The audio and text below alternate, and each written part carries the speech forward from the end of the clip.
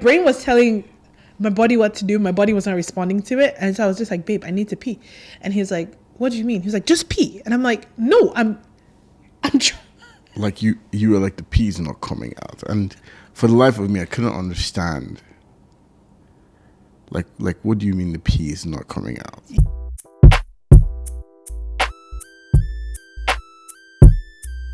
Hey guys, it's Dr. Mrs. Mom and welcome back to my channel. Today I have a guest with us and I'm going to let him introduce himself. Hey everyone, I am Mr. Husband, aka husband to Dr. Mrs. Mom.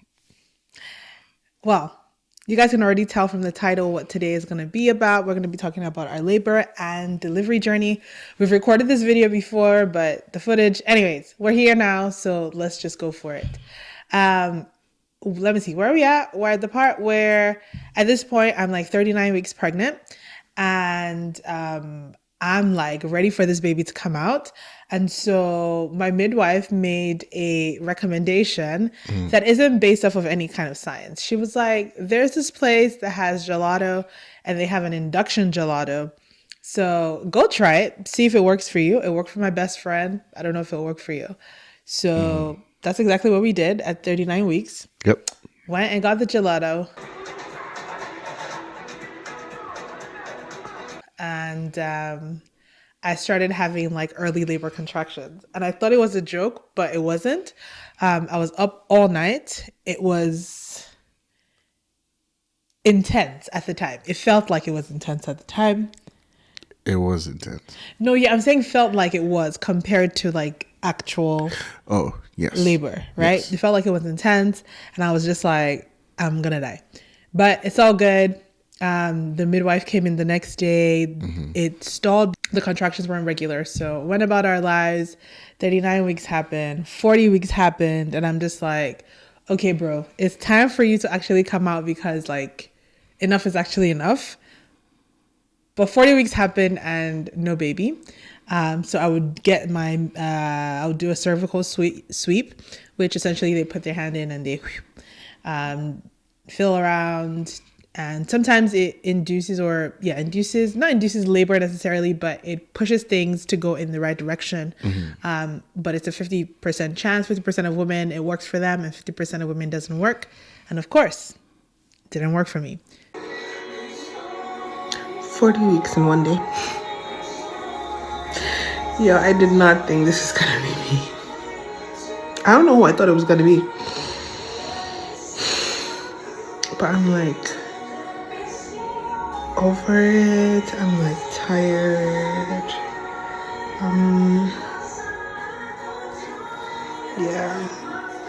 having this pain in my back that I'm finding is related to like how I'm sleeping, like how I'm putting my leg like left and right. And so it's like this fine tuning movement that I have to do to like avoid the pain. And it's just because I think of how heavy he is and how I'm carrying.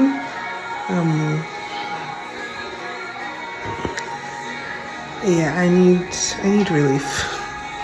To be honest, I really need relief.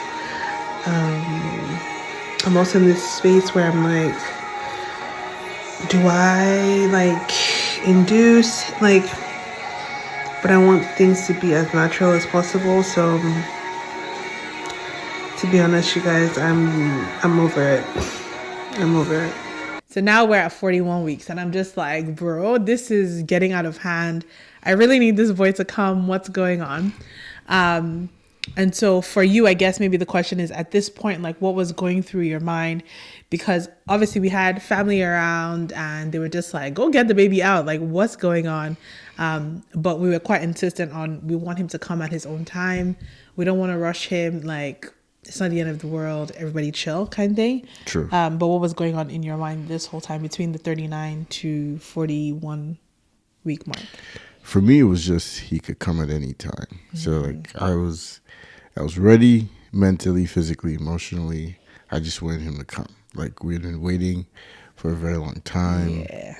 And like we had done too many visits. Yeah, it was just becoming long. So I was just like, okay, if we're going to do it, let's do everything that we can to get him out as quick as possible. But still allow him to come when he wants to come. Yeah. And so like at this point as well, I was obviously like curbside walking, just trying to do everything. Remember like almost wanting to just start crying at the edge of the street because I'm like, this is uncomfortable.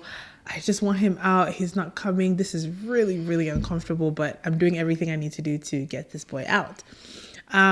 So anyways, about 41 weeks and 2-ish days, I started having contractions again. And I'm just like, okay, things are happening. Maybe this is for real this time.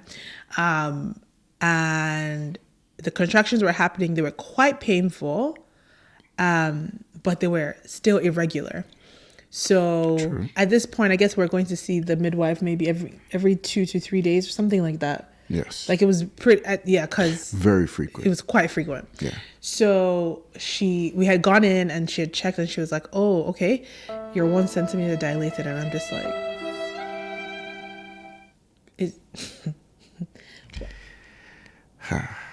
yeah, that wasn't fun. That wasn't fun. Yeah. And I guess you could probably see how like devastated is a heavy word, but like I was just distraught. Yeah, more like distraught. Just because we thought we were further along in the whole process. But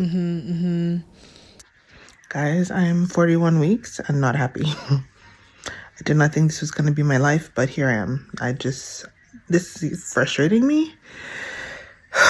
I'm frustrated because I'm like having these contractions and they're stalling. So I'm just like, what are we doing? What is the purpose of all this? Like, I am not having a good time.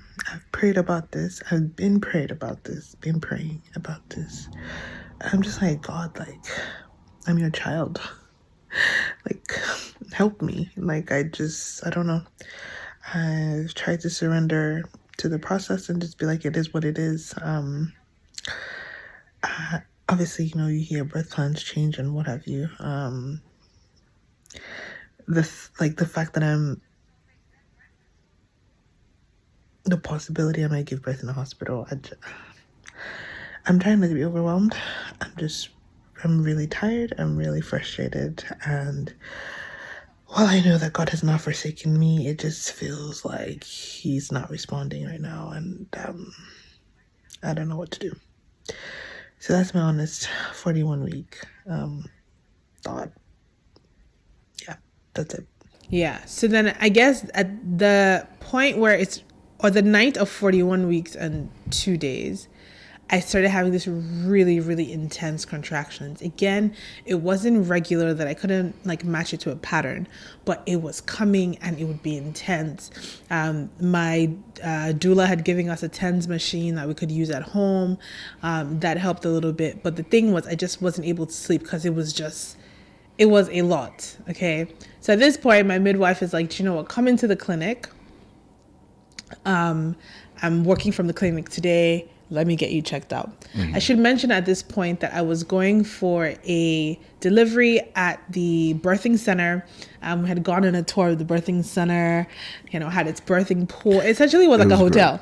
To me, it felt like it was a hotel. Yeah, no, it was super nice. Yeah, super nice.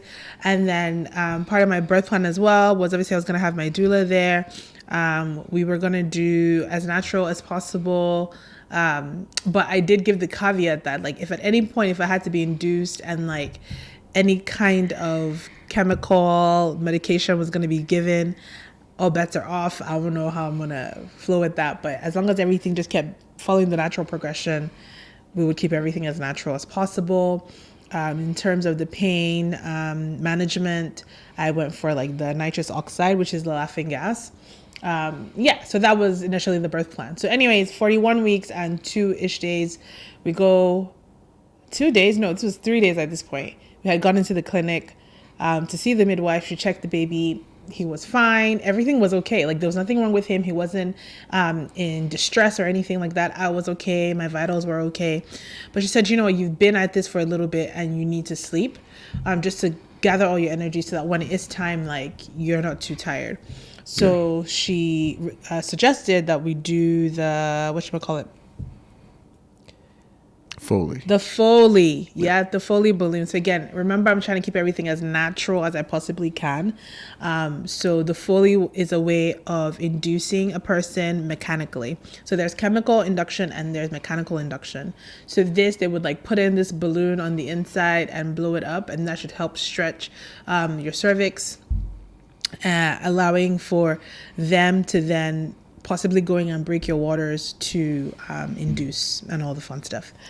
So at the point where she's like, okay, I'm going to put a Foley, did you have any thoughts? What was going through your mind at the time?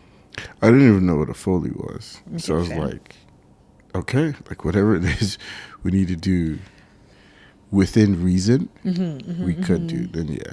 Like when she said, oh, let's try that and let's see how far we progress. I was like, oh, okay. At least it's something that we could try. Yeah. As yeah. opposed to just going direct. Yeah.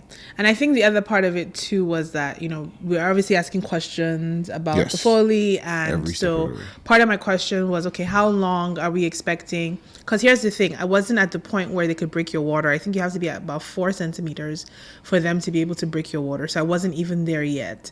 And so the idea was that the Foley would stretch it to the point where it was like 4 centimeters.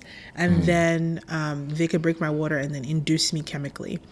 And so she had said it probably would take overnight, because maybe this was like sometime getting closer, like, I don't know, 11 to noon, Yeah. somewhere in the afternoon is Yeah, when all of this was happening. Yes. Close to the afternoon. Yeah. So meanwhile, by the time I got into this hospital, I'm already upset. And I'm just like, why am I in this clinic? I saw my dream and I was like, I hope my dream is not going far away from me. But anyways, checked, put the Foley in, and they're like, okay, you're good to go home, with the expectation that it would have stretched by end of the day into the next day, and then the next day we would continue on with the journey. So I got up to go sit on the wheelchair to be wheeled down to where our car would be. And there was this pain. I couldn't quite explain the pain. And it wasn't all happening at the same time. I was just in pain. But then you wheeled me down. You're just like encouraging, like everything's going to be good. I'll be fine for a second. And then like this pain would come again. And I'm just like, what's going on? Yeah. No good. No, pretty much the same thing. Like You're just having flashbacks? Yeah, literally. Like, you know, waiting for the elevator, going downstairs, you know, taking you to the front, going to get the car, moving you into the car, driving home through traffic, getting you into the house. It was, yeah.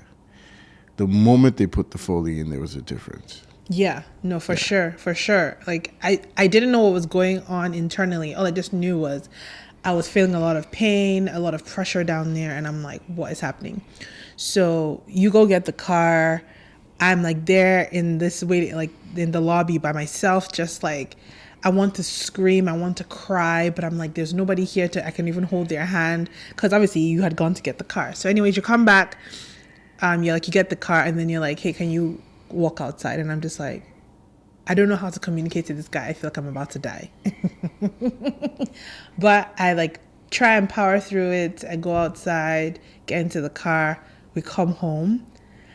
We get into the house from the garage, and I'm just like, and I guess, I don't know if there was a look or if I made a sound. My mom was here and she was just like confused as to why I was home and not in the hospital. So I guess you kind of give her the update of, Yes. you know, yes. what She happened. had a ton of questions.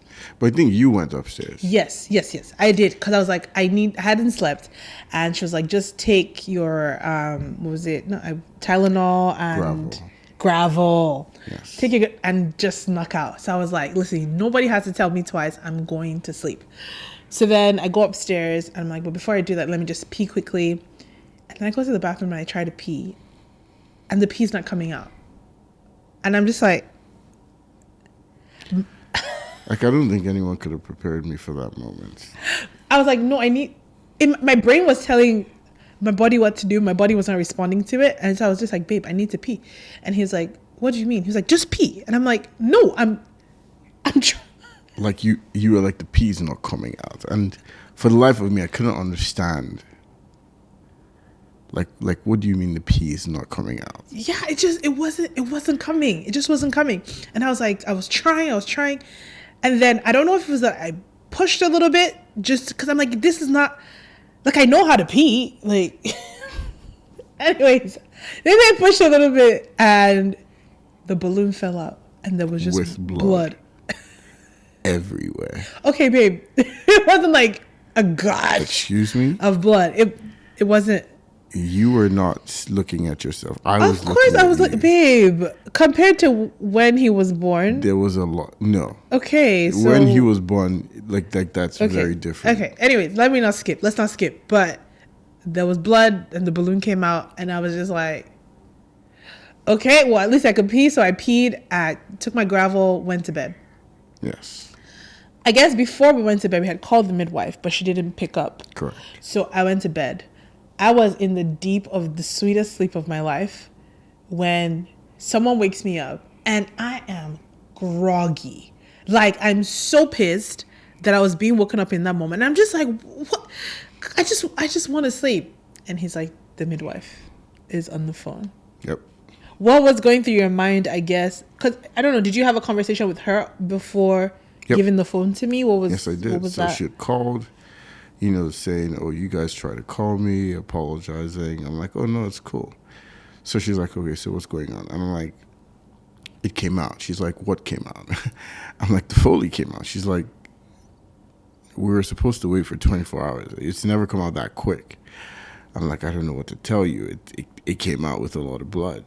So she was like, oh, snap, that there's a possibility that they probably didn't put it in correctly. Mm-hmm. Or it's done what it's supposed to do. Or she give you that or? Yeah, but she's like, she's never seeing it that quick. Okay. So it was more or less the latter. So I was like, oh, crap. So what does that look like? And she was like, you guys have to come back in. And it would be us putting the Foley back in. So was that when you woke me up? At what point in that conversation? Yes. So I asked her, I'm like, do we have to come back now? She's like, it's better you come back now. I'm like, oh, she's sleeping. She was like, wake her up. You have to come back now. So you woke me up and then gave me the phone. So you guys had already had this full-on conversation. Yes. Got you. Because for me, I was just like, okay, I hear that. She was like, yeah, maybe they just didn't put it in right. And I heard that and I was just like, no, you're telling me I'm going to have to go through this uncomfortable, like, them reinsert it. Like, I'm not here for this. Anyways, I'm going to show you this story, guys. We go back to the hospital, mind you, without our hospital bag, because the plan was they would go reinsert the Foley and I would come back home and I'll sleep. That's not what happened. That's not what happened. What happened was we got to the hospital. It was a different midwife that was there, but with the same midwifery group. Yep. And she checked me and she was like, okay, we're going to break your waters. And I said, yeah. What do you mean you're going to break? She said, yeah, 4 centimeters dilated. I said, between when and when did it? So in my head, I'm like, the dream of me having given birth in this birthing center it's disappearing slowly. But no one had said anything like you can't give birth. So I was like, okay, do we go to get a hospital bag and then go to the birthing center? She said you can, but if anything were to happen, you would still have to come back here. And so we talked about it, and he was like, we were already at the hospital, so I'm like, let's just stay here. Let's just stay at the hospital. So that's what we did. We stayed at the hospital in this dingy. For my Nigerians, the number on the room was 419. I was just like, what? My dream is going away from me. And you're putting me in a room called 419. And not only do you call it 419, there was the lighting in the room wasn't working. So they had this like operating room light shining to a corner of the room. It's just like, this can't be real. This can't be my life. But I kept telling myself I'm going to have the best birth that I can possibly have. So anyways, guys, we go along this journey of trying to break my water. They break my water. It's warm, all good. Then they start to induce me with the Pitocin, oxytocin, whatever. And my doula comes, who is not the original doula that we had initially reached out to. She had a family emergency, so a different doula. And I'm just like, my birth plan is just morphing on the go. Like, what is happening? So anyways, she takes me on a walk. We're walking the halls, pacing, and then all of a sudden, it was like, I don't know, my contractions started increasing and increasing and increasing and increasing. And I'm just like, get me the nitrous. Yeah, get me that laughing gas. Quick, quick, quick, quick, and in a hurry. So they brought it. But before all of this, I think I skipped a portion. I'm trying to give you guys like a very brief story so that, you know, you're not here for 1,000,000 years. But they bring in the epidural. Remember I had said, Yes. we're not doing this. Okay. So the anesthesiologist brought in an epidural, and I'm just like, Yeah, we're like, we didn't order that. we didn't ask for that. We Why is didn't- this here? Yeah. But she was like, oh, we're just gonna Yeah, leave it it's here. We'll in just leave case. it. Guys, this whole time, they're also trying to find a vein. Okay? At least 4 different people poked and prodded and poked and prodded and poked and prodded. The final nurse that tried was like, do you know what? If this doesn't work, I'm just going to leave you. I don't want to like burst or explode your other vein. I can't remember the word that they used. Thankfully, the anesthesiologist finally came. Meanwhile, all of this stuff is happening, guys. I'm contracting like a crazy person. So I'm getting poked, I'm feeling pressure, and I'm just like, but I can't think about the poking. I'm like, that's the least of my worries. What I need to know right now is how far along am I? How dilated, effaced am I right now? I was thinking about the poking. I was gonna fight somebody. Yeah, like this is the least of my worries. I was even thinking in that direction. What broke the camel's back was in the midst of this deep contraction and pain I'm having. They check me and she goes, oh, you're just 6 centimeters.